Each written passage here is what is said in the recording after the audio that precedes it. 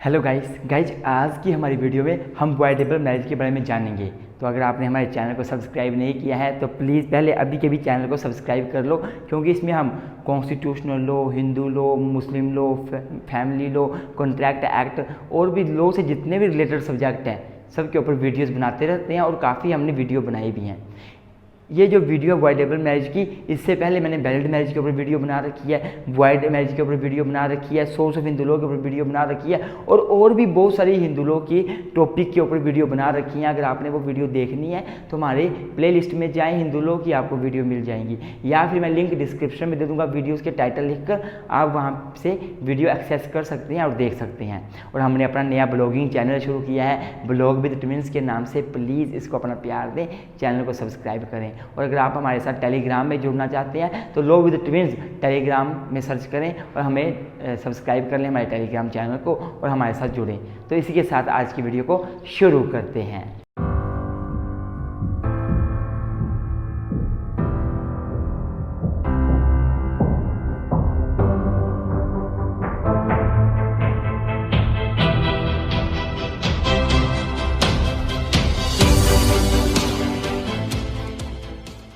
हाँ जी गाइज़, तो guys avoidable marriage का जो टॉपिक है इसको मैं सबसे पहले इंट्रोडक्शन से शुरू करूँगा। जो भी बताऊँगा आप इंट्रोडक्शन में लिख सकते हैं। देखिए गाइज़, आपको पता है और आप वो लिख सकते हो जो मैं बता रहा हूँ कि जो मैरिज है वो वॉइड भी हो सकती है, अवॉइडेबल भी हो सकती है और वैलिड भी हो सकती है। There are 3 types of marriage, valid, void and avoidable. अगर मैं बात करूँ वैलिड मैरिज की, तो एक मैरिज तब वैलिड मानी जाती है जब वो हिंदू मैरिज एक्ट 1955 के सेक्शन 5 के अकॉर्डिंग की गई हो, अर्थात जो कंडीशनें 5 में दी गई हैं हिंदू मैरिज एक्ट 1955 में, अगर वो सारी फॉलो करके मैरिज की गई है तो मैरिज को वैलिड माना जाएगा। हम यहाँ बात कर रहे हैं केवल हिंदुओं की, जिनके ऊपर हिंदू मैरिज एक्ट 1955 अप्लाई होता है, तो उन्हीं की मैरिज तभी वैलिड मानी जाती है अगर वो हिंदू मैरिज एक्ट 1955 के सेक्शन 5 के अकॉर्डिंग मैरिज करते हैं। और अगर वो 5 के अकॉर्डिंग मैरिज नहीं करते, मैरिज करने के दौरान कुछ कमियां हैं, कुछ प्रोविजन को फॉलो नहीं किया जा रहा है जो 5 में दिए हुए हैं, तो मैरिज जो है या तो वॉइडेबल होती है या फिर वॉइड हो जाती है। तो वॉइड मैरिज हमने ऑलरेडी कर रखी थी, जो कि सेक्शन 11 मेनली डील करता है हिंदू मैरिज एक्ट 1955 का। आज की हमारी वीडियो में हम वॉइडेबल मैरिज के बारे में जानेंगे और जो वॉइडेबल मैरिज के ग्राउंड्स हैं, जो वॉइडेबल मैरिज के बारे में बताया हुआ है कि कब आपकी मैरिज वॉइडेबल मानी जाएगी, वो बताया हुआ है सेक्शन 12 में। तो ये आप सही बात है इंट्रोडक्शन में लिख सकते हो कि section 12 deals with the grounds of voidable marriage and provide some grounds of voidable marriage. तो इसके बाद अब हम मीनिंग को डिस्कस कर लेते हैं। अगर मैं मीनिंग की बात करूं कि वॉइडेबल मैरिज है क्या, तो वॉइडेबल मैरिज का मतलब होता है a perfectly valid marriage but the marriage can be cancelled, can be avoided, can be annulled by the court. मतलब एक मैरिज, वॉइडेबल मैरिज जो होती है वो एक वैलिड मैरिज की तरह होती है जब तक कि उस मैरिज को ख़त्म ना करवाया जाए, जब तक कि उस मैरिज को खारिज ना करवाया जाए कोर्ट की सहायता से। जैसे जो ग्राउंड्स हैं वॉइडेबल मैरिज के बहुत सारे हैं, उसमें से एक ग्राउंड्स लेता हूं मैं। वॉइडेबल मैरिज का ग्राउंड है पागल व्यक्ति से शादी करना। अगर आप किसी पागल व्यक्ति से शादी कर लेते हो, आपको पता नहीं था कि वो व्यक्ति पागल है, शादी के बाद चलता है पता, तो आपकी मैरिज वॉइडेबल मैरिज मानी जाएगी। अब आप चाहो तो उस वॉइडेबल मैरिज को ख़त्म करवा सकते हो, खारिज करवा सकते हो। अगर आप चाहो तो खारिज नहीं भी करवा सकते। अगर मान लो आपकी किसी पागल व्यक्ति के साथ शादी हो जाती है और आप उसके साथ जीवन यापन करना शुरू कर देते हो, अर्थात आप अपनी मैरिज को ख़त्म नहीं करवाते, तो आपकी मैरिज वॉइडेबल मैरिज होगी, which is a perfectly valid marriage, जो कि वैलिड मैरिज की तरह ट्रीट की जाएगी। और जो राइट्स एंड ऑब्लिगेशन मैरिज की जो पार्टीज़ होती हैं, उनके राइट्स एंड ऑब्लिगेशन एक दूसरे के लिए जनरेट होते हैं वैलिड मैरिज होने के बाद, वो राइट्स एंड ऑब्लिगेशन आपके जनरेट हो जाएंगे मैरिज होने के बाद, चाहे वो वॉइडेबल मैरिज क्यों ना हो। पर अगर आप चाहो, आपको लगता है कि पागल व्यक्ति के साथ कैसे जीवन यापन करना, मैं इसके साथ नहीं रह सकता, मुझे इसको छोड़ना है, तो आप कोर्ट में जाओगे, पिटीशन डालोगे कि मेरी मैरिज जो है वो वॉइडेबल अंडर सेक्शन 12 और मेरी मैरिज को ख़त्म किया जाए। और कोर्ट अगर उसको ख़त्म कर देता है, एनल कर देता है, डिग्री पास कर देता है कि इस मैरिज को ख़त्म किया जाए, तब आप उसके साथ आप एज ए हस्बैंड वाइफ रहने के लिए बाउंड नहीं हो, आप उसके पार्टनर को छोड़ सकते हो और दूसरी शादी कर सकते हो। तो मतलब जो वॉइडेबल मैरिज होती है ये एक परफेक्टली वैलिड मैरिज होती है unless and until it is avoided by the court, it is अनल्ड by the court. ये तो हो गया मीनिंग। अगर हम अब बात करेंगे ग्राउंड्स की, तो अगर मैं ग्राउंड्स की बात करूं कि बॉयडेबल मैरिज के क्या ग्राउंड्स हैं, तो मेनली जो सेक्शन 12 है हिंदू मैरिज एक्ट 1955 का, वो बॉयडेबल मैरिज के ग्राउंड्स के बारे में बताता है।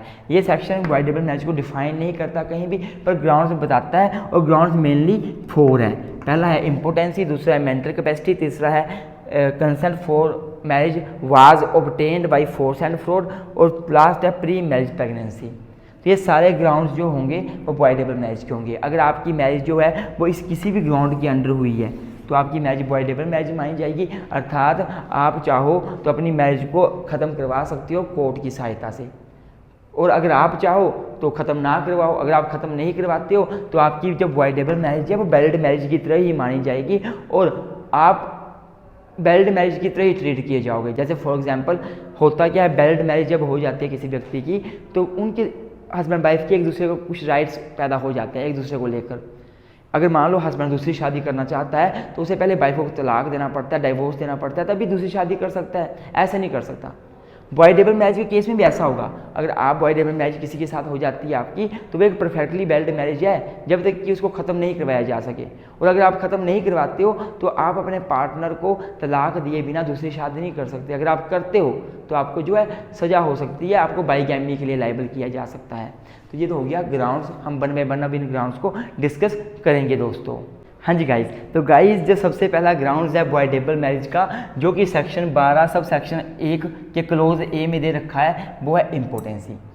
इम्पोर्टेंसी का पहले मीनिंग समझ लेते हैं। इम्पोर्टेंसी का मतलब होता है कि जब एक पार्टनर, चाहे वो लड़का हो चाहे वो लड़की हो, अगर कोई भी व्यक्ति, हस्बैंड या वाइफ दोनों में से कोई भी, अगर वो सेक्स करने के काबिल ना हो, सेक्स नहीं कर पाए किसी भी कारणवश, तो वो होता है इम्पोर्टेंसी।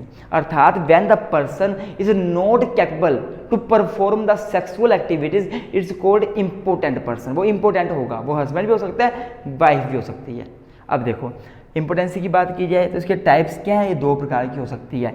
फिजिकल इम्पोर्टेंसी हो सकती है और मेंटल इम्पोर्टेंसी हो सकती है। अगर मैं फिजिकल इम्पोर्टेंसी की बात करूँ तो इसका मतलब होता है कि जब एक व्यक्ति का, चाहे वो लड़का हो चाहे वो लड़की हो, उसका शरीर जो है वो सेक्स करने के काबिल नहीं है, अर्थात when the person is physically unfit to perform the sexual activities, वो शारीरिक रूप से उसमें कमियां हैं जिसकी वजह से वो सेक्स नहीं कर पा रहा। जैसे कि एक फीमेल है, उसका जो वजाइना है इट्स टू स्मॉल, इतनी स्मॉल है कि सेक्स हो ही नहीं सकता। वैसे अगर मेल है, उसका जो ऑर्गन है वो काफ़ी स्मॉल है कि सेक्स हो ही नहीं सकता, मैरिज कॉन्जूमेट ही नहीं हो सकती। ये फिजिकल इनकैपेसिटी में आ जाएगा, फिजिकल इंपोर्टेंसी में आ जाएगा। मतलब physical impotency means when the person is physically incapable in to perform the sexual activities.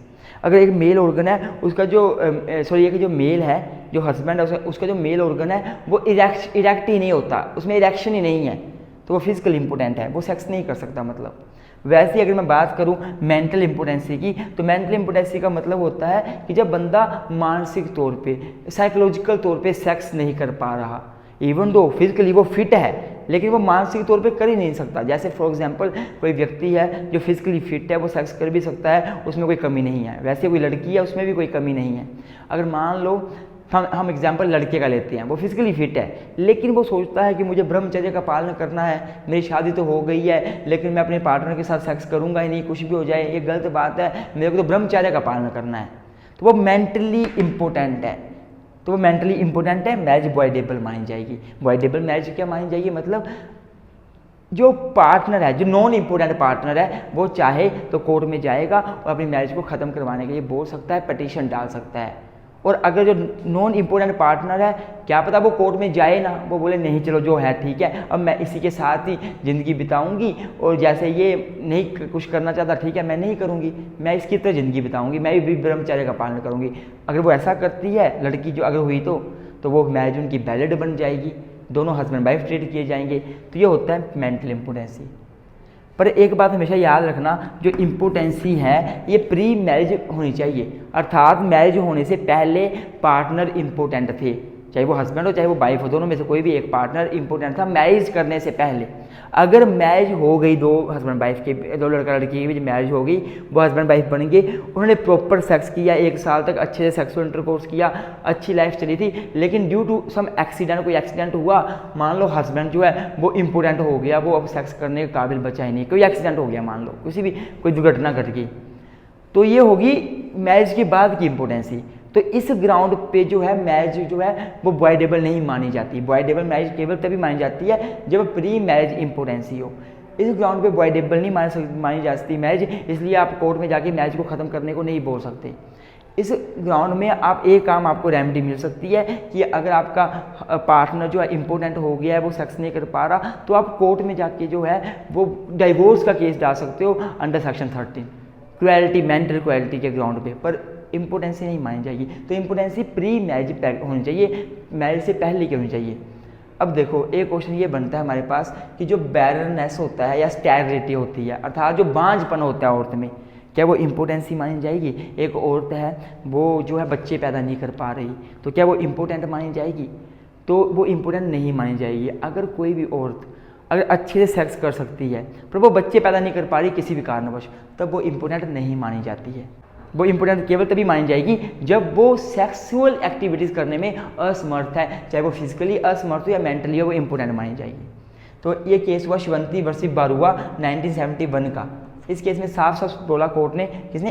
Madhya Pradesh high court ने, कि अगर वाइफ जो है वो बांझन है, वो बच्चे पैदा नहीं कर पा रही, तो इसको इम्पोर्टेंट नहीं माना जाएगा। इसके साथ साथ एक बात याद रखना कि जो इम्पोर्टेंसी है, अगर ये इसका अगर ट्रीटमेंट किया जा सके, ये ठीक हो सके, तब जो है कोर्ट मैरिज को कभी भी ख़त्म नहीं करता। इवन तो मैरिज वॉइडेबल है, इंपॉर्टेंट है पार्टनर, पर अगर वो इम्पोर्टेंसी ठीक हो जाए मेडिकल ट्रीटमेंट से, तो कोर्ट मैरिज को ख़त्म नहीं करता। इस ग्राउंड पे कोर्ट बोलता है कि आप ठीक करवा लो, ट्रीटमेंट हो जाएगा। पर अगर मान लो आपका जो पार्टनर है जो कि इम्पोर्टेंट है, वो मैरिज वो मतलब अपना ट्रीटमेंट करवाने को रेडी नहीं होता, वो करवाना नहीं चाहता, तब फिर से वो इम्पोर्टेंट ही माना जाएगा और कोर्ट जो है मैरिज को ख़त्म करवा सकता है, एनल करवा सकता है। ये हो गया पहला ग्राउंड। अब दूसरा ग्राउंड पढ़ेंगे जो है मेंटल कैपेसिटी। हाँ जी गाइज, तो गाइज जो दूसरा ग्राउंड है वॉइडेबल मैरिज का, जो section 12 sub section 1 clause B में दे रखा है, वो है मेंटली इनकैपेसिटी। मेंटल इनकैपेसिटी, अगर कोई भी व्यक्ति पागल है शादी करने से पहले और पागल व्यक्ति शादी कर देता है, तो उसकी मैरिज वॉइडेबल मानी जाती है। अगर कोई भी व्यक्ति पागल है, अनसाउंड माइंड का है, मेंटली इनकैपेबल है, उसको नहीं पता क्या मैरिज होती है, क्या सही है, क्या गलत है, मैरिज के बाद क्या होता है, वो पागल है और वो मैरिज कर रहता है, तो उसकी मैरिज वॉइडेबल मानी जाएगी। अर्थात जो दूसरा पार्टनर है जो कि पागल नहीं है, वो चाहे तो वो कोर्ट में जाकर अपनी मैरिज को ख़त्म करवा सकता है, एनल करवा सकता है और इनवैलिडेट करवा सकता है।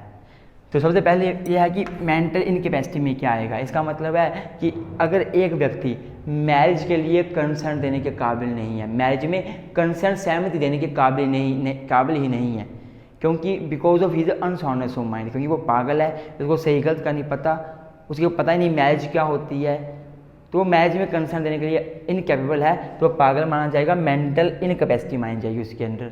या फिर अगर एक व्यक्ति मैरिज में कंसेंट देने के काबिल तो है, वो कंसेंट तो दे सकता है, पर उसे ये नहीं पता कि बच्चे कैसे पैदा होंगे, मतलब कि वो मैरिज में कंसेंट देने के काबिल तो है, पर वो मैरिज करने के लिए अनफिट है, क्योंकि उसके मेंटल डिसऑर्डर की वजह से वो मैरिज करने के लिए अनफिट है, और मैरिज में कंसेंट देने के लिए, सहमति देने के लिए वो इवन फिट है, पर मैरिज करने के लिए अनफिट है, वो बच्चे पैदा नहीं कर सकता, वो चिल्ड्रन पैदा करने के लिए अनफिट है, तो वो भी मेंटल इनकैपेसिटी में आएगा।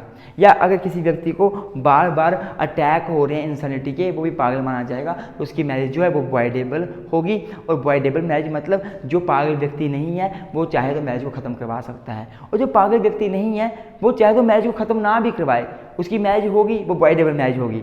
वो चाहे तो वो कोर्ट में केस ना करे, कुछ ना करे, उसके साथ रहना शुरू कर दे, पागल के साथ ज़िंदगी बिताना शुरू कर दे, तो मैरिज उसकी वैलिड की तरह ट्रीट की जाएगी, दोनों हस्बैंड वाइफ की तरह ट्रीट किए जाएंगे, और दोनों में जो है वो बिल्कुल rights and obligation husband wife की तरह होंगे।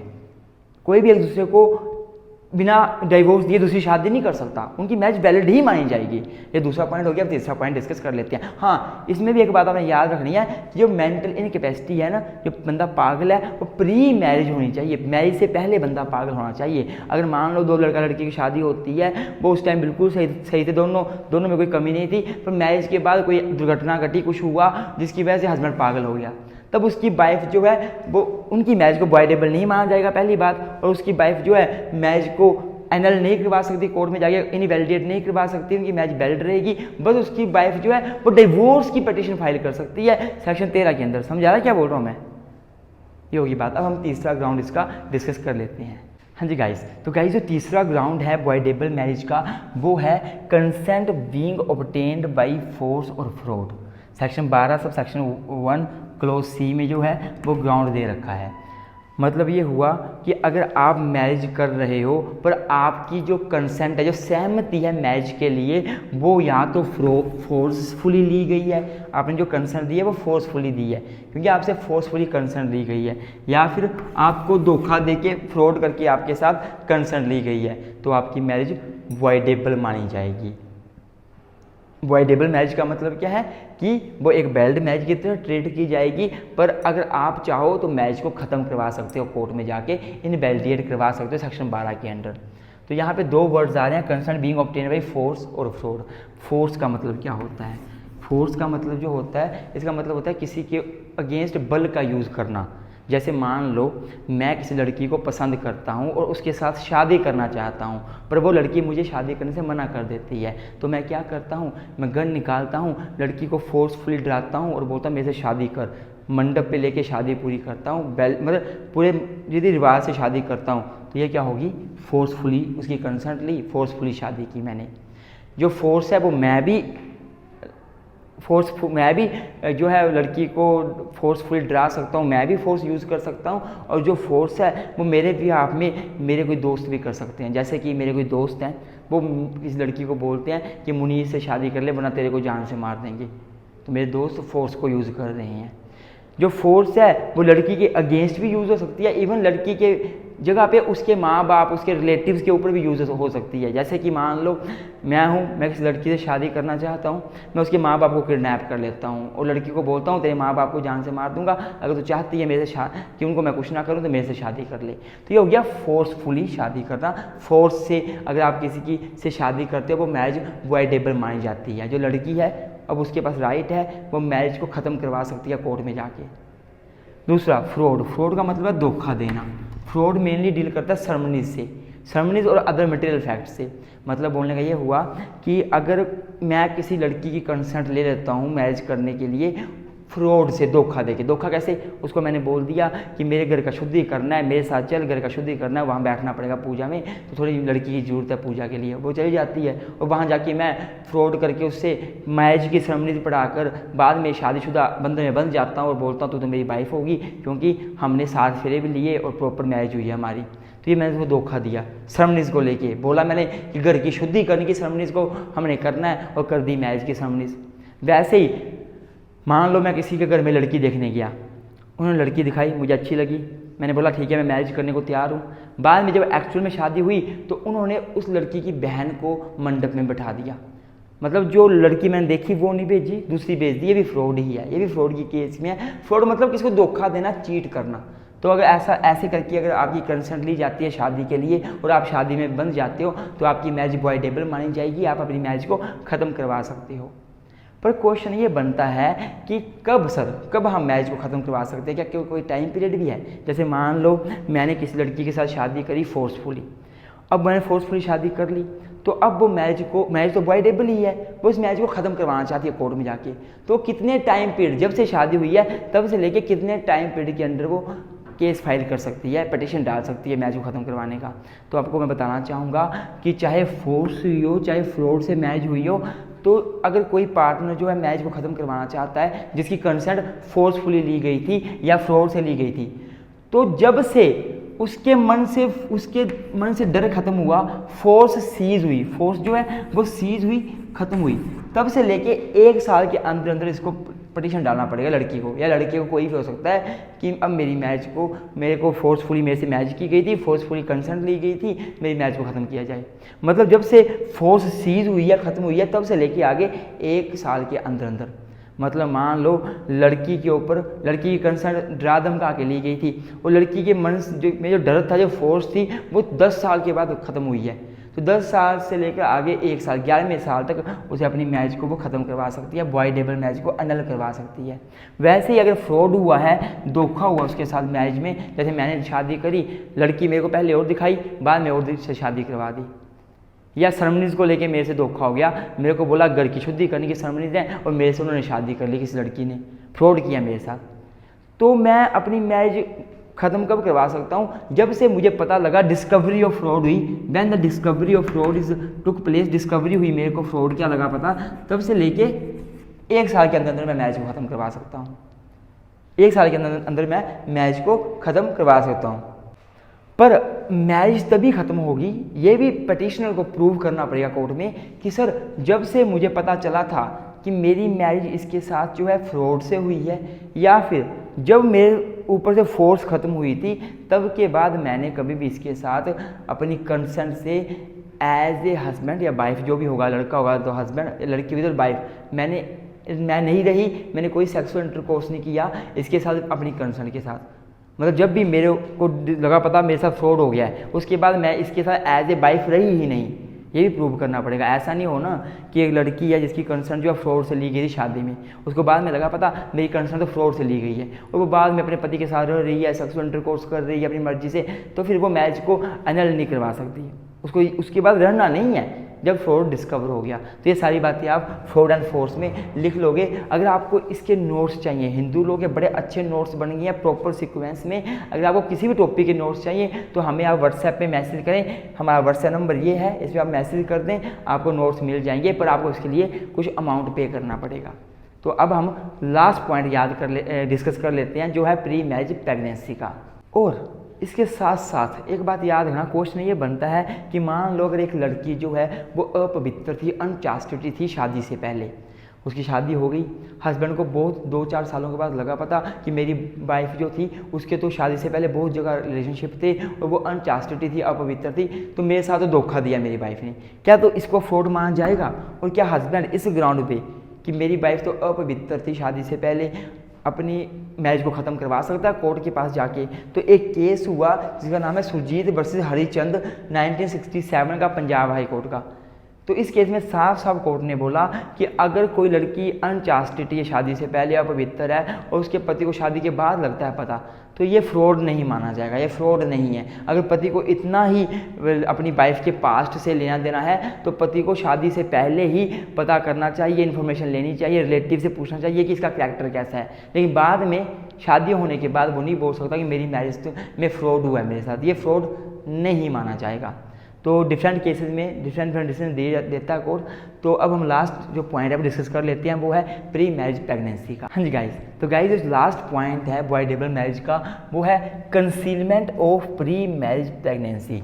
जो हिंदू मैरिज एक्ट 1955 का section 12 sub section 1 sub section close D जो है वो बोलता है कि अगर एक लड़का शादी करने जा रहा है लड़की के साथ, और लड़की जो है वो ऑलरेडी प्रेग्नेंट है, शादी से पहले ही प्रेग्नेंट है, और लड़के को इस बात का पता ही नहीं था और उसने शादी कर ली, और शादी के बाद लड़के को लगता है पता कि मेरी वाइफ तो ऑलरेडी प्रेग्नेंट थी किसी और व्यक्ति से, तो जो प्री मैरिज प्रेगनेंसी की कंसीलमेंट की वाइफ ने, concealment of pre marriage pregnancy, ये भी एक ग्राउंड है अवॉइडेबल मैरिज का, और लड़का चाहे तो कोर्ट में जाके अपनी मैरिज को ख़त्म करवा सकता है, अनल करवा सकता है।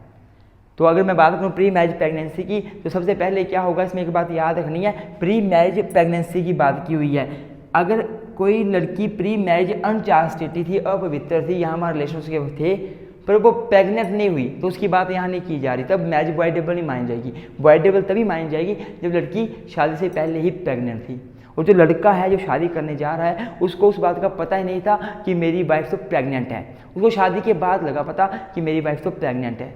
और जब उसको लगा पता तो लड़के को अपनी वाइफ के साथ किसी प्रकार का सेक्सुअल इंटरकोर्स नहीं करना है, अगर वो मैरिज को ख़त्म करवाना चाहता है सेक्शन 12 के अंडर।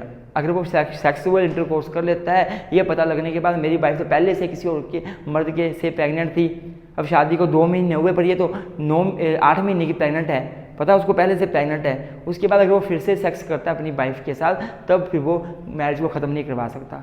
केवल मैरिज को तभी ख़त्म करवा पाएगा अगर प्रेगनेंसी का पता लगने के बाद वो वाइफ के साथ कोई संबंध नहीं बनाता और वो फिर कोर्ट में जाकर एप्लीकेशन डाल देता है वॉइडेबल मैरिज को ख़त्म करवाने की, इनवैलिडेट करवाने की। अब एक क्वेश्चन ये बनता है कि क्या टाइम पीरियड है एप्लीकेशन देने का, कोर्ट में पटिशन डालने का। अगर प्री मैरिज प्रेगनेंसी की बात की जाए तो मान लो मैरिज जो है वो 1955 हिंदू मैरिज एक्ट के पास होने से पहले हो रखी है, हो सकता है ना, पहले हो रखी है, मान लो 1954 में हुई थी मैरिज।